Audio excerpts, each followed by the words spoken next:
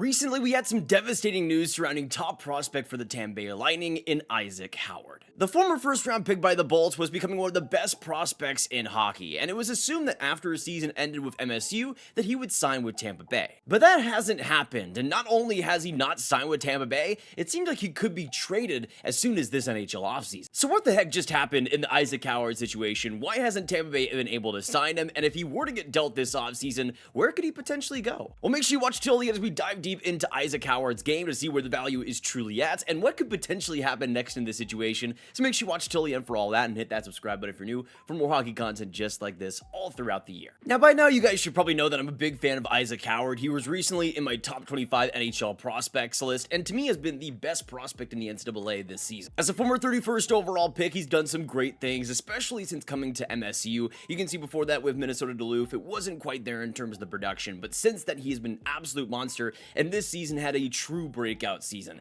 In 37 games, getting 26 goals, 26 assists for 52 points. Now, even though the Ryan Leonards and the Z Buums have had fantastic years in the NCAA, I think Isaac Howard has been the best and would be my Hobie Baker pick. He has just been so extraordinary for MSU. I think has raised that offense and raised that team to lengths that they wouldn't have been otherwise. The speed, creativity, and just how much he's able to mix those two things in conjunction on the ice, as well as the goal scoring improvements that we've seen. I mean, in his first two NCAA seasons, he had just 14 goals combined. This year at 26, it's not a fluke. He's been getting into those dirtier areas, and I think becoming a much more translatable player. And really, out of all the guys that could have signed to the NHL this season in the NCAA, Howard was definitely the one I was the most excited to see. I mean, with Tampa Bay already bringing on some massive additions at the deadline, having a player like Howard also on the wings to add would be basically a trade deadline addition in and of itself. But unfortunately, we haven't seen a signing, and it was a little bit suspicious because of MSU's season ending pretty early in the NCAA tournament. We were waiting days and days and really not getting any news whatsoever. And this frustration, I think, was just growing more and more day by day as he was left unsigned. But we finally got clarification from Elliotte Friedman on the Howard situation, saying that there's finally some clarification on him. He is planning a return to Michigan State for his senior season. Tampa Bay's 2022 first rounder could become an unrestricted free agent if unsigned by August 15th, 2026. As Elliotte Friedman goes on to say, I admit to being a little bit surprised as the Lightning were promoting its Hobie Baker candidacy and Howard as a finalist, but word in NCAA circles is the team and Howard weren't simpatico on where everything stood at this time. We will see how things proceed from here, especially if other teams are interested. I will just throw it a bet out there that I think a lot of other NHL teams are going to be in on him. Now, like Elliotte Friedman mentions, he'll become a true free agent in August of next year. So I think this is a situation that Tampa will want to get ahead of, and if they aren't looking to sign him, if they don't really see much of a future there, they have to trade him. They can't let a prospect like him, especially as a former first rounder who's proven the things that he's proven, walk for nothing. Now, the big thing is that we don't really know the exact reason why they haven't been able to sign Howard. There's been a lot of theories, a lot of speculation, but I do think the cap situation is one of the biggest reasons. You look at Tampa Bay, and they have the second least cap space in the league right now with minus $4 million. So I think there was a pretty likely situation here where Howard and Tampa Bay were pretty off on what the actual ELC would look like, because for Tampa Bay to actually have him in the NHL, it would take a lot, and likely Howard taking a much lower pay grade to actually bringing him on immediately. But I think there's also another likely situation where the Lightning just weren't able to really guarantee him a lot of ice time, and that might be a situation that leads to Howard potentially signing somewhere else. I mean, you look at the left wing depth and how much it's been bolstered by the Lightning's trade deadline additions, going after Yanni Gourde, bringing him back, and also getting Oliver Bjorkstrand, who has another year left on his contract compared to Gourde. And you have Gourde, Hagel, Bjorkstrand on the left wings, and that really doesn't leave Howard any room to get much time on ice at all. And if I was Isaac Howard, even though you'll have a chance, of course, at competing for the Stanley Cup this year at Tampa, you'd likely do it on the fourth line, and maybe not even that. I mean, maybe Tampa Bay is in a position where they prefer a player like Zemgus Girgensons and the defensive efforts there on the fourth line, rather than taking a chance at a 5'11 forward who's just coming into the NHL now. Even though I think Howard is deserving of a spot in Tampa Bay's lineup, it's pretty hard to come by. So you combine those factors that Howard likely wouldn't get much of an opportunity there, and the pay cut he might have to take, and if I was Isaac, I don't think there's any reason really to sign with Tampa Bay now. I mean, I think he is ready for the NHL, I think he can do it, but considering the situation, I think for him, honestly, getting even more seasoning in the NCAA isn't the worst idea in the world. And let's be honest too, in a perfect world, maybe he could go down to the AHL, get a ton of time on ice there, and start his career down at that level, but in Isaac Howard's case, he probably thinks he's too good for that level, and I'm gonna be honest, he's probably right. So really, when you factor into all these different aspects, I'm not really that surprised now that we haven't seen Isaac Howard sign. I mean, it's a much more complicated deal than a lot of other players, a lot of other teams have to deal with. This is really just the best sad reality of just how much Tampa is cap strapped, how much every single penny counts, because even signing a player to their ELC like Howard becomes way more complicated than it really should be. But hey, that's the risk you take when you're trying to win Stanley Cups, bringing on major players at the deadline. I think for Tampa Bay, still the aggressiveness was a good thing, but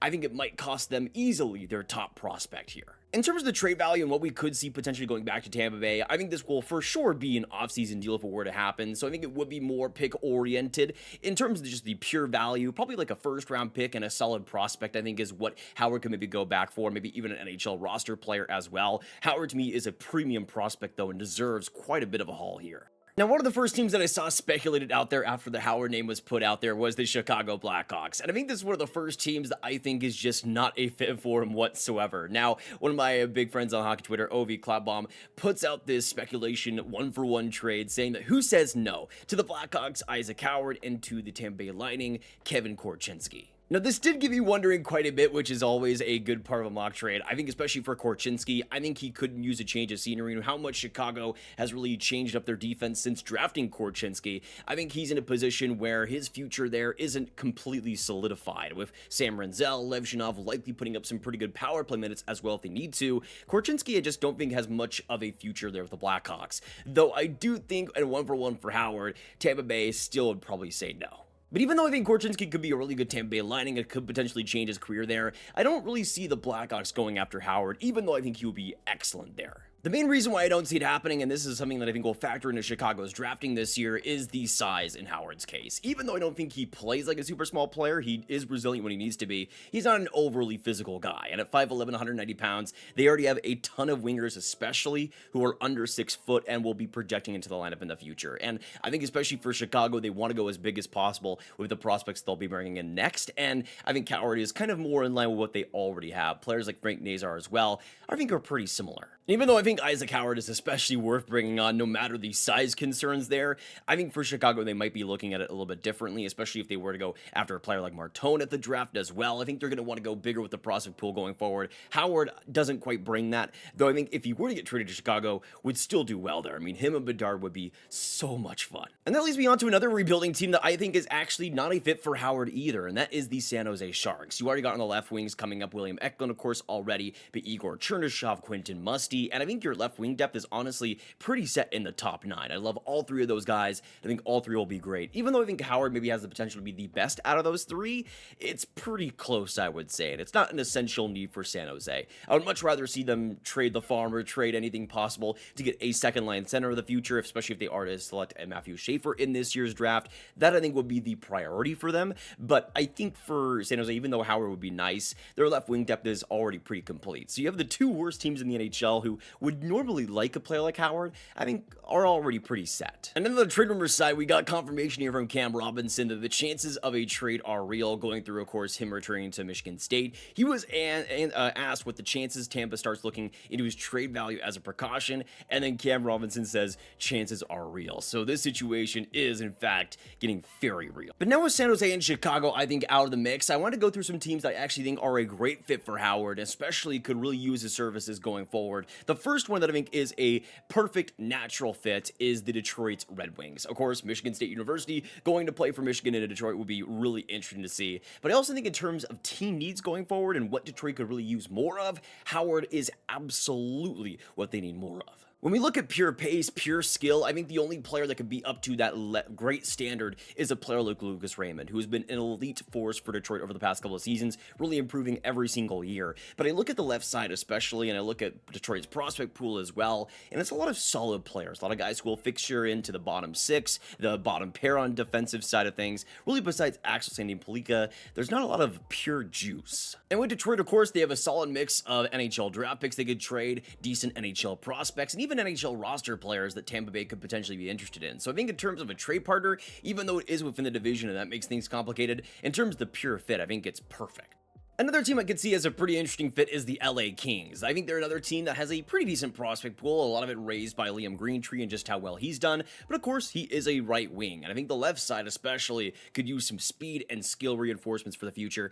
Isaac Howard absolutely brings that, and I just imagine a top six of the future where you have Fiala, you have Isaac Howard, those two guys bringing so much speed in their games, and that I think is exactly what the Kings need more of. They need more pure skill, they need more pure in-your-face offense, and Isaac Howard I think would be perfect to bringing that, especially him and Quinton Byfield. Just the pure skill of those two guys would be a ton of fun. I think for the Kings, embracing the young core they have coming up is necessary for success in the future, and especially in Howard's case where he's a little bit on the older side as a prospect too at 21 years old. I think that could be really enticing for the Kings, and honestly I'd much rather them trade their first round pick this year to get a player like Howard who's a lot more NHL ready and could immediately step into the lineup now, I think, than trying to draft a first rounder that might be something in 5 years for them. At least for me, I think going for those big time young prospects could really change their fortunes. In terms of the teams that I think will be most interested for Isaac Howard, I think the Pittsburgh Penguins are right up there at the top. Of course, we've seen them going after a ton of aggressive moves for younger pieces over the last year. You, of course, have the Rucker-McGrody trade where they traded Braden Yeager in exchange for him, so they've already gotten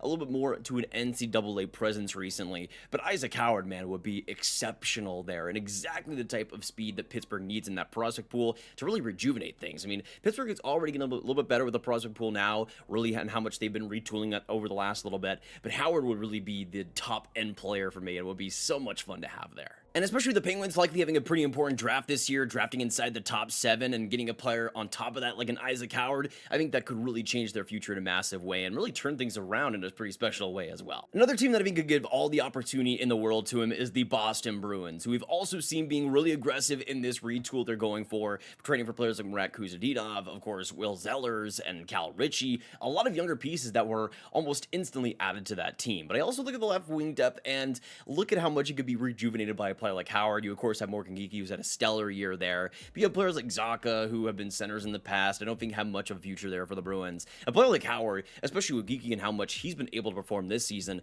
would be fascinating. And I think for the Bruins, they need to be aggressive. They need to be aggressive in getting younger. They already did that a little bit at the deadline, but I think especially at this year's draft, they could really go in that direction if they were to get a player like Howard. Though, again, with the Tampa Bay, Boston, Atlantic Division rivalry, I'm not sure how likely that is, but the Bruins already traded Marchand to the Panthers, so I think we could throw out all those expectations out the window. One team that I think needs to be in on Howard is the Nashville Predators. We talked about them a lot over the last year, how much they've been up and down in so many different ways, but I think this Preds prospect pool honestly needs to have a huge revamp. They have some solid pieces, but I think it needs to be much better for the position they're in and how much of a little future I think they have with some of the top-end older presences they have. Now, on the left wing side, you already got players like Forsberg and Michael Bunting, so in terms of opportunity immediately, I think Howard would probably have to settle still for a middle 6 spot, but I think in his case, he could eventually become that top end player if he really were to get that opportunity, which I think for Nashville, they have all the room in the world for.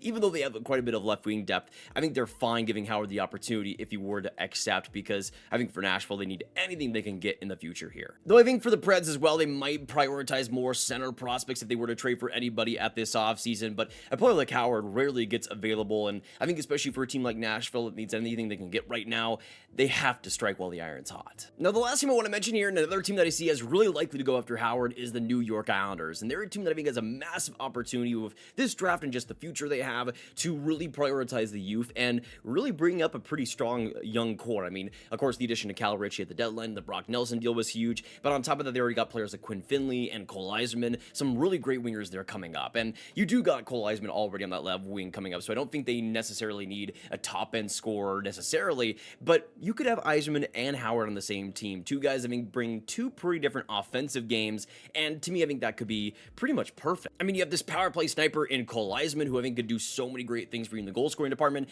and Isaac Howard, who is so shifty and creative and has so much skill to bring, who can really drive possession in a massive way. I mean, especially for a player like Barzal especially, he could finally have somebody that can match that speed and match that skill, and I think that could be really great for everybody involved. And I'm just personally imagining a first line of Eiserman, Ritchie, and Barzal. You could also have a player like Isaac Howard who can bring a dynamic element outside of that line and give them just so much more of a scoring threat and a balance to that roster. And hey, if you want to go Howard, Barzal, and a player like Ritchie on the same line too, I wouldn't be too mad about that either. Really, when I look at it, though, I don't think there's many teams that shouldn't be in on Isaac Howard. I mean, there's a ton of teams that, with the offseason, if he were to get dealt, where you could have even a contender bringing him on if they really wanted to. I mean, I didn't even mention a team like Edmonton, who I think would have all the opportunity in the world for a player like that, even though the trade would be really ludicrous to try to pull off. But I do think there are so many teams out there that could use the boost of Howard, no matter the position they're in. I mean, Tampa Bay, I think, was an exception to the rule, but if he was maybe drafted instead of a Ryan Leonard somehow, if they were in different drafts and in different positions, and Washington was in the same position, they would have signed him and would have given him an immediate opportunity because he is good enough